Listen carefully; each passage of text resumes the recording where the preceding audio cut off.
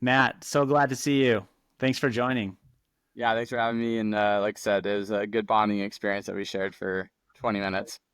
Yeah, for those who are joining or who catch the recording, we just had one of the most frustrating technical issues we've ever experienced. But we're here. We're excited to chat. We'll just dive right in. I'd like to. So Matt, I've seen a lot of your stuff on LinkedIn. We've interacted. I was really excited to chat and learn from you. I think you're a great voice on kind of outbound, and you've got a lot of great things that you share with your audience. So I'd love to just kind of start hearing a little bit about like what experiences you have that make you such a have so many good things to share about outbound sales. Yeah, it's a good question. And yeah, thanks for having me. Excited to hop on. And, I'd say as far as what it is that I maybe am trying to share is like a good way to put it.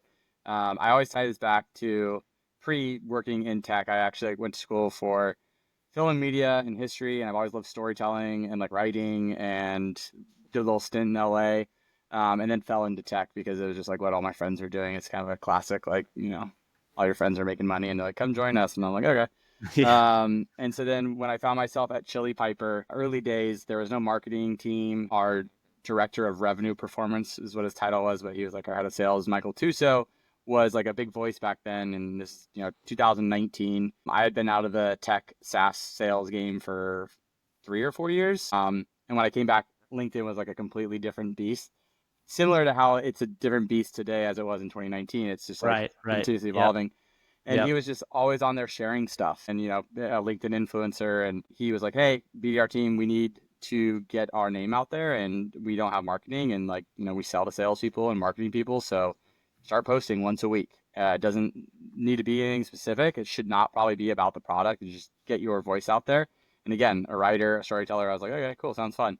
That's so cool that they asked you to do that. I hear a lot of as I try to connect with people, I hear a lot of people like, I need to ask my boss if I can get on a LinkedIn Live or if I can collaborate with you. And so cool that you're someone proactively just told you to get out there. Yeah, and it's funny because, like I said, it was like unnatural for the other people on the team, and I think they were not as taken to it the way that I was. Because for me, Right. it was more natural, and I liked it, and so I started just sharing my story, I guess, and sharing things that I saw, and then 6 7 years later now, the reason that I think I do it is because seeing a lot of the stuff that I really enjoyed reading when I was early on. Al Coleman is like one of the people who always comes to mind. I just remember like reading his stuff, 5 6 7 years ago, and be like, oh, I love this, and being something that is just maybe a different angle than some of the stuff that you see out there was like where I kind of felt naturally to, but it was never like super calculated. Like I never said like, hey, like, I probably haven't posted in a while lately. I got married recently and had a bunch of stuff. So it's like, if I'm not out here looking at it as, being, LinkedIn can wait for a marriage, I think. So you're yeah, not but doing I anything mean, wrong. there's people with the scheduled posts and they're like, post Yeah. 2 times a week. Yeah. And like, I respect that. That's a hustle and a grind that I don't know here. But I just said, I want to be genuine and network and like share stuff. And again, like I'm shouting people out or I love, breaking things down that I've received or something that someone on my team has done. And just, yeah, it's very organic, I think, but it's something that I get a lot of really lovely feedback and it means a lot when people are like, oh, learn this or I connected with somebody because you had shared something about them and jobs and yeah, the networking aspect of like what LinkedIn truly was and was originally intended to be, I think is sort of the way that I still sort of view it. And again, like from working places, from getting people job opportunities or getting opportunities myself, it's like I've made friends on LinkedIn that I've never met in person, and that's such a bizarre thing to say. And my wife So thinks it's yeah. so weird, but like that's just the reality. So yeah, Well, I mean, after that stressful situation we had earlier, I think we're gonna be friends. So it happens. why not? Why not? So you led sales development at Chili Piper, and then now you're leading sales development at Mosaic. Tell me a little bit about Chili Piper and kind of how your sales motion was there, and then I'd love to ask you some question about Mosaic. Yeah, definitely. So yeah, to kick it back then, I worked in tech, got pretty burnt out, quit, traveled, did a passion project, realized I need to, get paid again and start a career. And I was looking for remote work, and this is pre-COVID, and Chili Piper was one of the few that didn't look like gimmicky and weird. And again, this is 2019, Yeah, a lot I of know remote the stuff. remote works were like it was a very like kind of interesting community back then. Yeah, it was really weird. And I was like, this doesn't make any sense. This thing looks like a scam. And then I saw Chili Piper's product, and that was a pain point that we had at Appfolio, which was it's a race to who's first. Someone requests a demo and there's a million competitors selling to law firms, and you'd call them and they'd be like, oh, we just, already signed up with this person. And you're like, the only difference was someone got Right. to him first. And so like Right. the pain of what Chili Piper was solving made sense to me. And it was very small and it seemed actually, yeah, legitimate. And so I started working there. And I honestly, I've told the story to the CEO millions of times too. I joined as an SDR, and he was like, "Why don't you sign up as an AE? You have AE experience." And I was like, "I don't know. I just want to start at the ground." And the reality was, I was like, "I do not want to be an AE again because I'd just been burnt out." And I said, "I don't ever want to Right. do that again." And I thought I might go into like marketing or HR, or I don't know. I was just like, "We'll figure it out." And did really well. There's two other SDRs at the time, did pretty well, like starting off. And again, the conversation came up. All right, hey, we're gonna promote you to an account executive. And I said, I don't want to do that. And he was like, well, what do you want to do? And I said, I have no idea, but I'm enjoying where I'm at right now. And he's like, okay, how about you help the other two people kind of get up to speed? I said, okay. And I just kind of naturally fell into sales development leadership. So helped them. Then right time, right place, right everybody like around, very good team. Started to blow up and went from, a company of 20 people and two people on the team, including myself, to when I left is, 200 people at a team of 30 managers, team leads, SDRs, and lots of learning experiences. Was a great time and learned again kind of by doing, like, build the plane while it's flying Yeah, situation, totally. but had great mentors, had great people around me. Yeah. At Chili Piper, was your outbound, your BDR, SDR kind of sales development motion? Was it primarily email? Was it cold calling? Like what was your motion like? Yeah. So we are very heavy on email, LinkedIn as well. Social selling is pretty big. Okay. I Yep. always say, like, when people ask about who I sell to now on like the finance side, it's like, do I miss selling to sales and marketing? It's like, of course. It's I'm a salesperson. You're a Yeah. sales, like it makes sense to me of like how to get their attention. Finance drastically different, but yeah, we did a lot of stuff on social. And again, Chili Piper had like a brand that they were building on LinkedIn, and so that helped a ton. But I would say, it was 90% email or LinkedIn. Calling was very small. I remember a specific conversation with the CEO when they were saying, "Hey, we need to make 50 dials a day," and I was the leading SDR early in the time. They're like, "What are you doing differently?" And I said, "I stopped calling and and sending emails and LinkedIn Interesting. messaging people." And it was like, "Okay, maybe we should stop calling then." And then it's like, "All right, well, there is a balance. Like, we shouldn't be doing zero calls." But and again, not to jump too far ahead, but very similar motion here. Like, it's because we're selling to B2B SaaS companies a lot of the time. When I worked at Yeah. Appfolio and I was selling to law firms, I called 90% of the time. So it's Right. like Right. you have to know your market and your persona who you're selling to. But yeah, both these most recent stints have been very email and LinkedIn heavy. So at Mosaic now, you're doing a lot of LinkedIn, a lot of email. Love to hear just kind of pulling a little bit on those threads. Like, so email, are you just kind of doing mass email? Are you doing highly targeted kind of account based emails? Or like, tell me a little bit about what you're doing. Yeah, I would say a mix of both. And again, it goes back to that balance. It's like if we're Yep. sending, 40 highly targeted emails a day, we're probably not going to do well. If we're sending 500 spam emails a day, we're not going to do well. Right. Right. The mentality that I sort of have approached, and again, a lot of what I took at Chili Piper that was successful, I brought here and have been, knock on wood, really fortunate that it's worked for the most part for, 3.5 years, is sort of that blend of, and I have an analogy, I've said it a few times, it's kind of weird, but I look at it as like fishing. Right. And, marketing is like the chum. They're throwing out everything off the Yep. boat to get things around. Then a sequence or like a cadence, is a giant net that you throw out to Hmm. capture everything that came from the chum. And then your like really good, one-off emails, thin messages, cold calls, things like that. Those are like the spear or the spear gun that you like shoot at a specific fish because it's like, what you want. It's big, it's kind of it's engaging, it's eating stuff, it's in that net. And so it is like a balance. We do have a lot of on the quantity side. There's accounts that are good fit, and we throw them in a sequence, and we see how they engage with that sequence. And if they don't engage much, we kind of let them go. If they're opening things a lot, if they're obviously coming to our website after clicking on Right. stuff, they're getting hammered with like very highly relevant personalized messaging. So yeah, it's always a balance of both, and that's what they'll Interesting. get dials and things like that as well. And at Mosaic, you're also doing some LinkedIn. You're doing social stuff. Yeah, and How again, does it's that look like like? Like what are some of the kind of the tactics you're using there? So the way I look at social is, one, you got to be doing it for people who are obviously on the socials. Like I always equate the interesting type of LinkedIn's like my dad's. It's like no photo or like a photo of like a tree and he has one job on it and it's like never updated it. We're not hitting those people. We're only messaging people who are obviously on LinkedIn and clicking on things and liking things and not necessarily posting, but like commenting on stuff here and there. And so those are the ones that we're targeting. If they're not active on LinkedIn, we're not going to spend our time on LinkedIn just the way that you wouldn't be dialing a number that keeps bouncing back. Right, right. Yeah. And then as far as like the conversation, I think, again, this is probably something that's changed a lot over the last 4 or 5 years, just because of the fact that it's become a heavy channel now.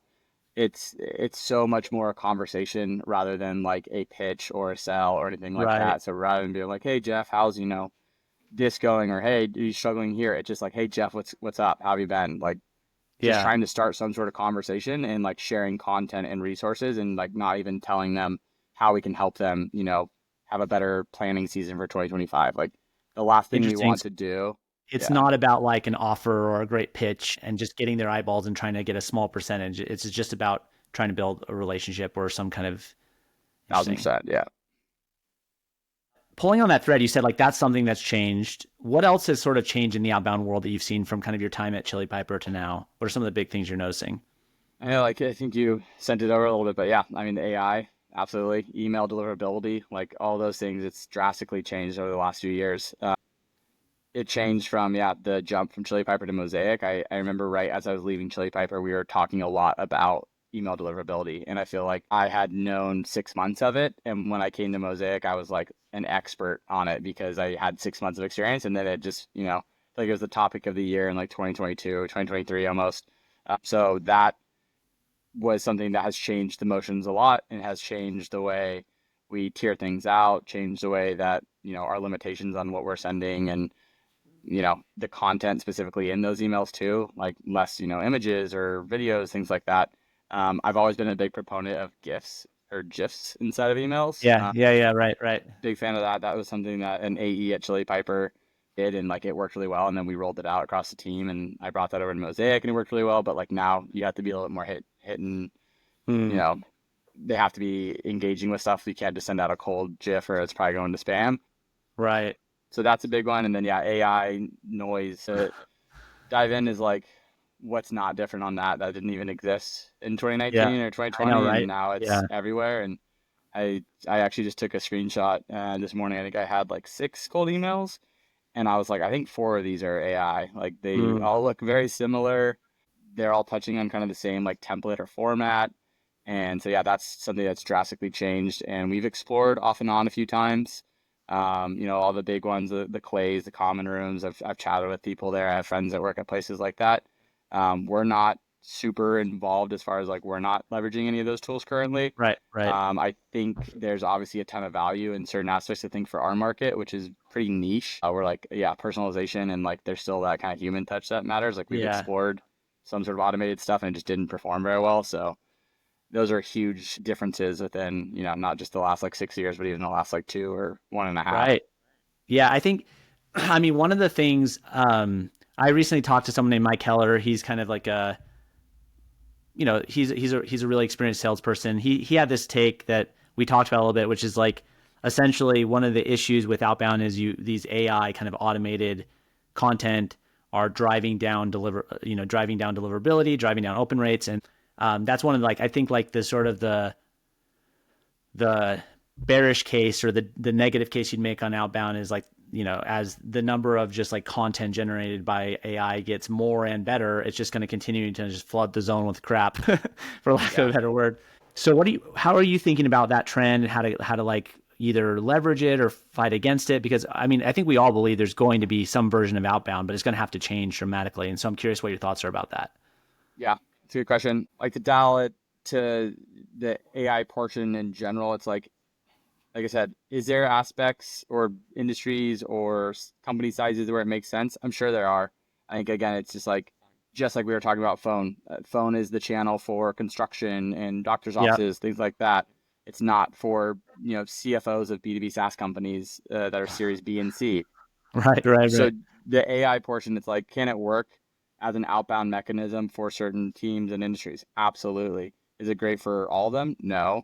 On the same end, AI, is it amazing for a lot of admin tasks and things where it's like you're doing these daily and they're manual and it can automate a lot of that? Yes, absolutely. But do I want it writing all my cold emails and stuff? No, not really. I've seen it do some funky stuff. And anytime you do any sort of automation on any tool, right, there's always tons of room for error. And so I think, like what does it look like going forward? I think there's the right industries and setups that like they can automate and get AI involved in a lot of it.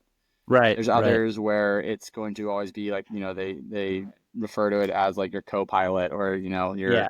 sidekick where it can do a lot of things for you and give you more time to really, be human and like jump into things and be hyper personalized and stuff. And you can tell that there's actually a human being behind that.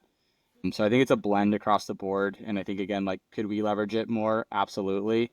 Could we completely leverage it? No. Like, again, I would love to be told, I guess, if I've ever like booked something with like an AI fully tool, because I feel like Yeah. even there's ones where I'm like, oh, this person used like clay on it. I think it was a guy at Nooks.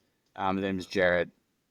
He like sent a really, really great templated email, and someone was like, oh, that's clay. And he's like, no, it wasn't. It was just a template that I just like filled in with some stuff. And I was like, yeah, I think a lot of the stuff that has come through from fully automation or AI type tools, whether it's LinkedIn, it's email, I've looked at it and been like, something's like off here. Like it just doesn't Yeah, feel real. totally. And it's hard to put my finger on what it is, but yeah, I don't know. And again, there's plenty of people that probably can build a lot of pipeline with it, but I just don't feel like for our current situation, it's like the answer. But I know there's obviously, again, a balance in there, and we haven't found what that is just yet. But yeah, Yeah, what I hear you saying that I think is a really awesome, like a really awesome principle for everyone who's, whether or not you're doing outbound or doing go to market, is that like you need to think about who's your buyer, like who really are you trying to reach, and then how do they interact with the channel or the medium or the message you're sending them, and just be really, really thoughtful about that.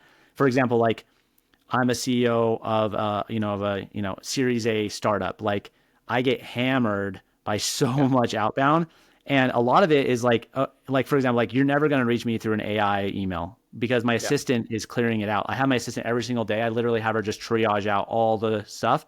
The only so like if you're thinking about, okay, like who am I trying to reach and like what, do they have an assistant? Like what processes, like what catch their attention? What do they care about? Where are they spending time? Like who do they trust? Like you need to be thoughtful about these things and then design your motion to that. That's what I'm hearing you say. And so there might totally. be some markets where AI will work. You're going to be able to get their attention. You're going to be able to get them to engage. There's going to be a lot where it probably is not going to work at all. So you Yeah. just got to be really thoughtful about that.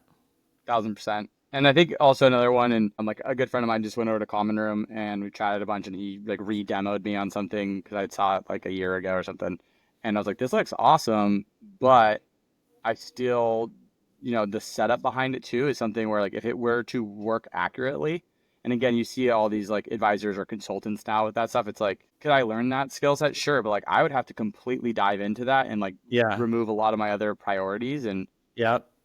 and I think some people underestimate, like, if you want it to work the way that it's probably supposed to work to give you the best results, it's not a flip the switch. It's not a, set up a few things. Honestly, it's way more complicated than setting up sequences in a call script and workflow and tiering like that you do for manual outbound. It's like you're going levels deeper and, a huge workflow chart. So I'm like, maybe we'll get there one day, but like that, if that's my role, like someone's got to fill in half of my other role, or you have to, yeah, bring in a consultant or something that can kind of do it and you can be hands off. So Right. Right. yeah, Right.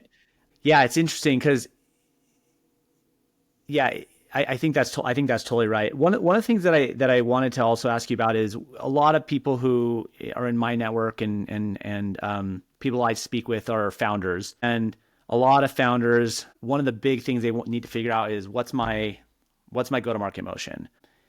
Outbound is one of, obviously outbound is not monolithic. There's lots of different types of outbound that we've discussed, but outbound is one of the motions. Like sort of some version of inbound selling with marketing. And as a startup, bigger companies, you're usually leveraging several motions. But as a startup, the way I think about it is like, you need to find that motion that's kind of gets you to 1 million ARR, then the motion that's going to get you from like 1 to 3, and then, 5 and beyond. So you can't really do a lot of motions simultaneously. Maybe you can if you raise a bunch of money, but I think you really got to focus on one or two. Yeah. How like so you were pretty early at Mosaic, right? Yeah, I think they're like 900,000. Okay, yeah. So you were quite early. Did you build out their outbound function, or was it kind of working and you kind of came in to manage it? Yeah, so when they reached out, and so to your point, like how'd they get to their first million? It was referrals. So it was like Referrals. VCs bringing them in. CEO, COO, co-founders are playing sales, and so they brought myself in to build the outbound motion, and they brought in actually another guy that went to UCSB with me, and I sort of knew to build like the AE closing side. And yeah, we built it from scratch as far as like the outbound motion goes. But to your point, it has it changed over the last 2 years, like a good amount, but they had to do referral selling to get to that million. And then from 1 to 10, a lot of outbound with inbound, I would equate it to all bound, silly term, but like, yeah, like it's a Yeah. blend of both. Yeah. And like I said, we have a pretty niche ICP right now. It's just the way the current product like supports B2B SaaS over other industries is just like, all right, we have our certain criteria of, full-time employees and like what series they're at and how many finance employees they Yeah. have. So it's like Yeah. we fit in this really good box. And so we just been sort of hyper focused in there, although we have done a lot of exploring. And then so on the inbound side, we'll obviously take the calls that are not that B2B SaaS perfect ICP for us because outbound is a very expensive resource. So we're just like focusing on the home run balls and not kind of going for things that, they aren't going to close at a high clip. Right. So yeah, I'd say like we're outbound, inbound blend, so an all bound kind of motion, but we're focused on like semi different things as far as like what, Yeah. we're hitting daily versus what might come inbound. So, given your experience at, kind of Mosaic pretty early, and other places, how would you think about if I'm a founder and I'm, maybe let's say I'm around a million ARR, give or take a little bit. How would you think about whether or not it makes sense to experiment with outbound and Yeah, kind of how you might go about doing that? it's a great question. My first role, the Appfolio one, that was like completely inbound or like product led. It was, sign up for their free trial, hop on, we're AEs, we're calling, we're Right. selling. The inbound side, when I was a SDR there, you were just hammering webinar leads, like Okay. every webinar and like sitting your cold calling lawyers, which is super fun. We They didn't let us do outbound there. And again, this is 2014, 15, 16 Hmm. range. You would try, they'd be like, "What are you doing? Like, don't do that." And so I didn't even really get to experiment with it a ton. But when we did try things, we didn't get really any success. So I guess they kind of knew what they were doing there. And so I've gotten to see a little bit of it. I haven't done product led or really heavily inbound in a minute. As far as like how to explore outbound, Or whether or not you think it even makes sense to try. I think it always makes sense to try, but I'm obviously extremely biased. Right. Right. Right. And I've been very fortunate and lucky to have two successful outbound stints recently. I feel like, and I tell people this when they're like their first BDR hire or yeah, like a leadership level there, I'm like, you still got like take your top 5 customers and not the people who are just like the biggest ACV, but like your happiest, most successful customers with their highest score. Yeah. The people who love your product the most and are Yes, most and like successful with it. yeah, and like grab those people and like see what they have in common. And I think when you're starting your outbound, the most important thing is like you're tiering the right people and you're Mm. hyper focused on who you're outreaching because people go, oh, I want to try outbound, okay, and then they just like build some sequences and they start blasting everybody. And it's just like, hold on, I see. So you got to be super target on who are you actually trying to reach, like with an incredibly precise definition. Like you said yeah, a nice definition earlier when we were talking. You're like CFOs at Series A and B companies. yeah. It's like Yeah. and that changes so much, right? So like when Right. I first started here, I was like, cool, yeah, top 5 customers, let's chat with them, see what they have in common. Some commonalities that are, again, a lot of them B2B SaaS. So that was like Yeah. very clear, like, okay, well, we have an industry specific. And then, yeah, size, location, how many people are in the finance team, what's their ERP that they're working with, what's their CRM, like just kind of all these Mm. different things from technographic, location. And then it's gotten very small at times where it was insanely focused and it was kind of like, Okay. okay, we might be leaving some on the bone, like let's widen it a little bit and then it's gotten pretty wide and then we just trimmed it down again last month. So it's like Interesting. it's an evergreen experiment as far as like tiering goes as well as like what your ICP is. And again, it grows when you need it to grow and you can get a little bit more tight and dialed in when like that is important because maybe closing rates are going, low or whatever it is. Right. It's Right. always a Right. balance again. And so I think it's always worth experimenting, but it's worth experimenting correctly, because if you do it incorrectly, you say it doesn't work, and then You're going to you draw the know, wrong conclusions, right? absolutely. It's the same thing with cold calling. You have a bunch of bad phone data and you blast 1,000 calls and half of them are bad numbers. You're going to say this sucks. It's a waste of time. It doesn't work. Yeah. But the reality is, like, you need to make sure you're setting things up for success. And like, I don't think a lot of people like to hear that sometimes that takes time, but that's there. And then once you do have your tiering down, your messaging, you don't know what's going to resonate right off the bat. And Right. again, that also might take some times, and sequences aren't something where it's like I've sent out 2 emails. Did it work or not? It's like outbound, your biggest battle is against timing. Like, did Mm, you hit the person with the right message at the right time? Cool, they're going to respond. Did you hit the right person, but it's at the wrong time? Well, you have to stay on top of them for 3 years. You might have to stay on top of them for 1 year. You might send one email and like that's their exact pain right there, and they book on that very first touch. So it's like there's so many different variables. It's hard to also say like how long do you test it before you say mm, it's not great for your product. But like at the end of the day, I think the fun part with outbound is it's just a constant experiment of like what's going to work, and how long is it going to work for, and then it's going to shift to something new. All right, phone calls don't work anymore. Now it's all LinkedIn. Now it's all email. Now it's a little bit more intent based, like people who are downloading content. Now it's Loom videos, whatever. It's right, always right. always a big cycle, and it comes back around, and sometimes it's harder, sometimes it's easier. And yeah, the messaging, you can't be stale. Everyone says any thoughts bump, and that works for 3 years, and then it's like, hey, that doesn't work anymore. What Yeah, else I can we know. do I to remember bump? It's they like I it's like I went to LinkedIn webinars and they're like, or like a, session, they're like, always ask an engaging question at the end of the I was like, you'll get a bump, and like, no, doesn't work at all. Well, that's cool. That's really good stuff. Well, I guess like what just pulling on one last thread and then we can wrap up here is like, so and answer to how you feel comfortable, but like what roughly is sort of the ACV, the average ACV, just give me a ballpark, whatever you feel comfortable, kind of where you're at now at Mosaic and where you're at Chili Piper. Because the reason why I ask is like there's a wide variety of opinions, but there is probably some ACV level at which outbound is not efficient. And so yeah. curious if you have any thoughts on that. Yeah, as far as like when it's not efficient, I think I've heard different numbers, so I'm not gonna even say what I've heard there. As far as like what our ACVs were at Chili Piper, which I know they've gone up since, I think it was like 8K when I was Back when you there, started outbound was 8K. 19 to Wow. 2021 or 2022, 8K, but it was very transactional. Like there was one close calls constantly. That was It pretty was quick. it was an efficient outbound motion. Yeah, like people were Yeah. hopping on, and again, like probably a lot of that helped because of you book that meeting, they close, but reality is they've seen Chili Piper all over their LinkedIn and their friends were talking Got about it. it for a Yeah. while. So it's, attribution stuff there. But yeah, and then at Mosaic we're 27. So much different level, still not like on the enterprise side. Like we're not closing, $200,000 deals, but much more than the 8K. And I think again, to your point, the volume to make that 8 to like, 27, like was it 3X? Maybe it was like, I'm trying to think of like quotas. I think quotas were like 15 opportunities at Chili Piper, and here it's nines. Trying to think of like Interesting. what people are constantly hitting. It is a little bit different, but Hmm. yeah. And as far as like, yeah, what is that number of like it doesn't make sense to have outbound? I forget, but like you said, I've heard that number before. I don't know it off the top of my head. But yeah.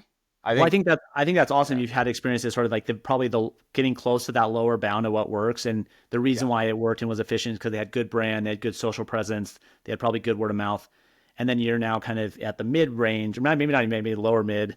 27, and then obviously the higher you go is going to work. But I think it's cool you've seen some of those sort of SMB to mid market ranges and see outbound work in those ranges. Yeah, totally. And at both spots, we've, really experimented on like enterprise level, like moving up market. And at Chili Piper, which they have now, the experiments that we ran while I was there weren't super successful. It didn't look like, Yeah, oh yeah, this is going to be a huge market for us. But I know like they do have some giant customers now, and a lot of it's also land and expand for sure with Chili Piper. So there's a lot of room for those ACVs to grow. And then whereas at Mosaic, like enterprise a little bit, sure, but like we're very confident what we can do with like the mid-market level right now. And I think again, right. like as far as like what do we focus on in the future? It's getting into different industries and servicing them super well, as well as like yeah, moving up. So some experience, but it'll be very different. Obviously, the motions talk about outbound. If you're outbounding to Fortune 500 companies, those are definitely not going to be a one email, hey, let's hop on. Those are 2-3 years of like working at Very it to break complex, in. probably account-based marketing type effort, outbound efforts. Yep, thousand Yeah. percent. Amazing. Well, Matt, this has been so interesting. I love hearing about your experiences and the knowledge you've gained. Where can people find you if they want to learn more and follow you? LinkedIn for sure. I'm happy to connect. It's funny you said the like I'm not gonna respond like an AI email type thing. I also always tell people like everyone's a human being and you never know what channel is gonna be for them. I always say this, I'm not a big phone call person. My best friends can call me. I'll decline it and text them, what's up? Like what do you need? So like yeah, LinkedIn, people hit me up on LinkedIn. I try to do as best of a job I can to like respond and chat with them. Email depends, hit or miss. Phone call, Never. I'm probably not picking it up. Yeah. Cool. But Well, I can attest. yeah, Sorry, yeah. You're I gonna would say say? when I do, I sometimes am blown away by the skill set and it's very fun. I do like to like do it just to kind of listen and see what people are trying. I've done it in the car before with like friends or like my wife and seeing how uncomfortable people get by like cold calls is always fun as well. So people, I There's this guy named Bilal. Not sure if you've heard of him. He's like I an think so. incredible outbound dialer, and I've done a LinkedIn live with him, and we just called my customers. We did it was awesome. He had me on, and he cold called for us. We built a script, and I was like so impressed at like how creative he was. The whole idea was just to be like as provocative or funny as possible to get people not to hang up in the first 3 seconds. So that was eye opening to me. But I'm the same way. Like my stomach was kind of churning a little bit like during the whole experience. But hey, I respect it. I respect it. I can attest though that your stuff on LinkedIn is awesome, and it's a great follow. Really, really good stuff. Well, thanks, Matt. It was super fun to connect. Technical issues aside, we should do this again sometime. Yeah, absolutely. I appreciate the time, Jeff, and yeah, thank you for helping get it actually set up because you fixed the problem there. Yeah, it was fun, and I'm happy to yeah stay in connect and hop on maybe one day in the future and see how much other stuff has changed. Because to your point, it's changing every single day. Like, every time something's working, then it stops working. And sometimes you try things for a little bit and it never works. And then now everyone's booking meetings with Vidyards and Looms again. And you're like, okay, so And it's never the same conversation, even if it might be some of the similar topics. It's going to be one's working, one's not. Hey, this is done. But I guess to the theme of this, Outbound definitely still alive, just a little bit different than what it looked like last year and 5 years ago and 10 years ago. yeah, I think if I were to summarize my main takeaway is like outbound is alive. It'll be alive, but if you don't adapt, you're gonna die. Absolutely, 1000%. There we go. All right, we'll end it here.